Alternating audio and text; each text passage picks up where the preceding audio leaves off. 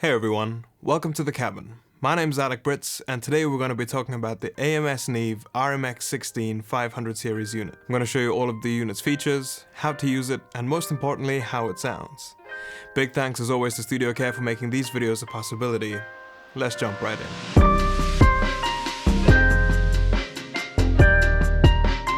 On the front of the AMS, it all starts with our save and recall buttons, and these are to do with presets, and I'll get back to that in just a little second. Then we have our input LEDs. Then we have the very important rotary encoder. This encoder is continuously variable. It also is pressed down, so if you need to enter, all you have to do is press down on it. The first on our array of buttons down here is the program function. This allows you to scroll through all 18 different reverbs available. Then we have our decay setting. This allows you to change how long a reverb or an effect is occurring for. Then we have our pre, which is the pre-delay. So this is how much time would you like before the reverb starts to occur. Then we have our low filter. By pressing the low, you can fade your low cut in 9 different positions or add, in the ambience's case, more bottom end. So it's a shelf as well. Then we move on to our high. This goes again from 0 down to -9 in the ambient settings.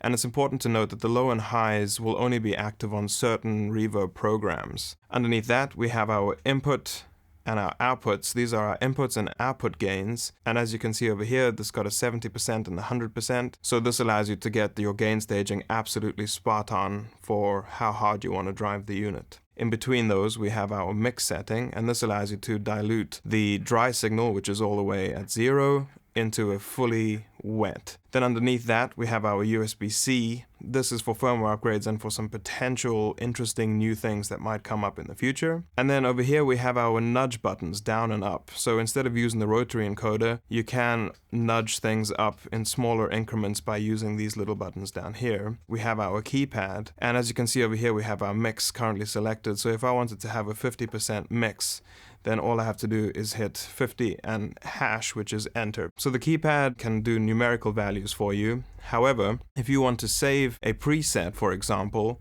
all you have to do is hit save, and then let's say ambient pad, so let's call this DOG, put a little full stop, AMB for ambience. Then we can say save. To save it, all we have to do is press hashtag twice, and then we go down, and we see that we have slot number 14 available, and then we say save with the enter here, or you can do it again with the hashtag. So that pretty much covers the front panel. This reverb is mono to stereo. It's 3U wide, so when you're patching it in, you need to skip the middle batch of XLRs in the back, and all you need to do is patch in the left input, which will then transfer the signal from mono into a stereo output. This is great if you have a console that has a mono auxiliary. You can send the mono auxiliary to it and then have your stereo return. To make the demonstration as fast and as easy as possible, I have done a bunch of presets that have been tailored for exactly each of these sources, and I've duplicated the dry stems so that I have one dry version, and then underneath that I then have the reverb version, which has a hardware insert of the RMX 16 with the mix on 100% wet. This way I can take the output of that channel onto a bus, create a new audio channel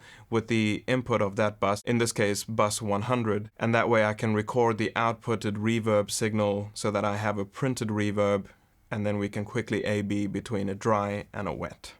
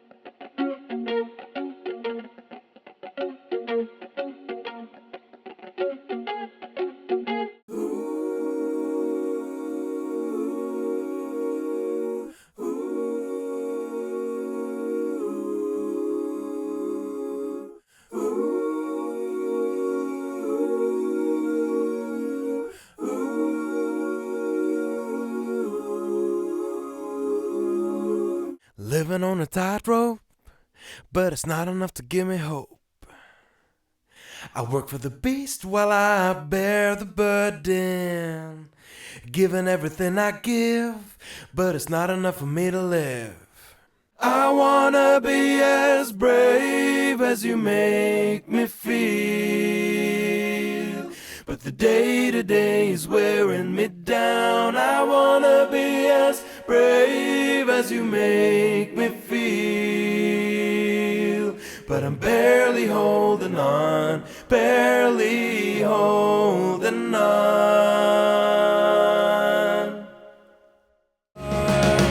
I wanna be as brave as you make me feel, but the day-to-day is wearing me down. I wanna be as brave as you make me feel, but I'm barely holding on, barely holding on.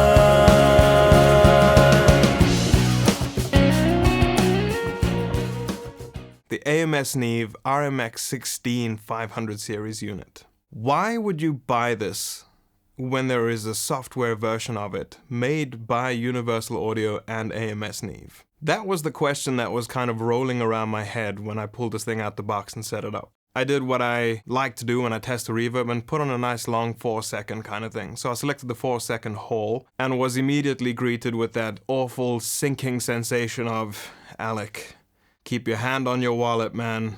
Don't burn the money. It's gonna be okay.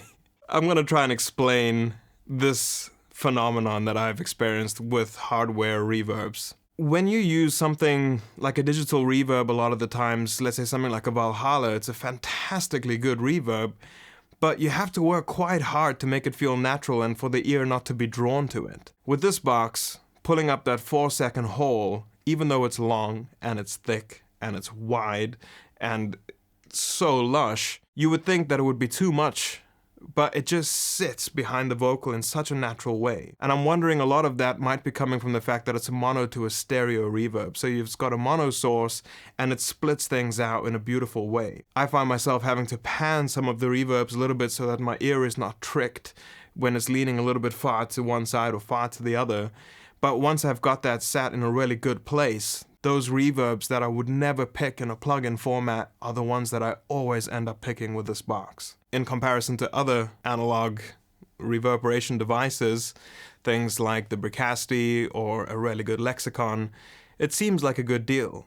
But bearing in mind you can only have one sound if you're mixing with it, unless you're printing. When you're printing the reverbs, of course that takes a lot of time because you have to select the sound, then print the sound, and everything kind of works that way. But at the end of it, you then have all of your printed reverbs, so you don't have to think about recall, which is a big win. Speaking of recall, there's a couple of things that I wish would be different on this box. I really hope that that USB-C port in the front will allow the device to be able to be controlled by your DAW. So if you're using it in a mixed situation, every time you open up any session, it will automatically set to exactly what it was set to before in that session. The other thing that I would like to see changed in the firmware update is not a big deal really, but every time you turn the unit on, if it's been off, your input gain and your output gain default to 70%. On these examples, when I was getting all the presets ready to print everything down for the video, I for some reason had set the output gain to be 100% and the input gain to be 80%. This morning when I came in to do all the printing, it was set back to 70%, 70%,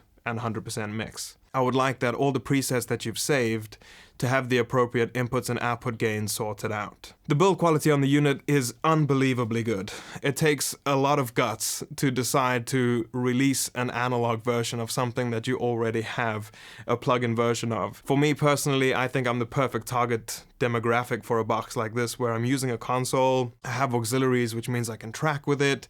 It means that I can mix with it, I can print, I can do whatever you like. If you are somebody that's mixing in a hybrid situation, this is a great analog insert. And again, you can print out the thing so you can have as many different AMS reverbs as you like or effects as you like. Thank you guys so very much for watching. If you have subscribed to the channel, thank you so very much for doing so. If you would like to subscribe to the channel, please feel free to do so. Most importantly, I hope you're all looking after yourselves and you're being kind.